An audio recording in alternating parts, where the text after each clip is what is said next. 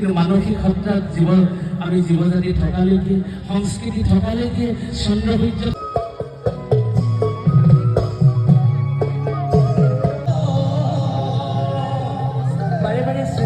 উদ্ধৱক কৈছে তুমি নাকান্দিবা, মই বৈকুণ্ঠলৈ যোৱাৰ পাছতো ভকতসকলৰ মাজত কৃষ্ণ কথা দিবলৈ তুমি পৃথিৱীত থাকিব লাগিব। অৰ্থাৎ জুবিন দাই আমাক কৈ আছে গোপিনীসকলে কৃষ্ণ কোন খালি গৈছে সেইটো কথা জানে।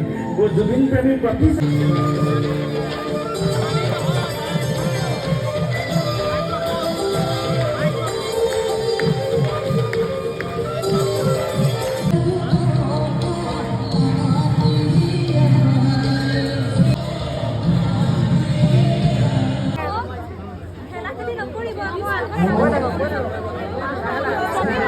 মানুহখিনি খালী আগুৱাই দিয়ক না, ঠেলাই যাওঁ।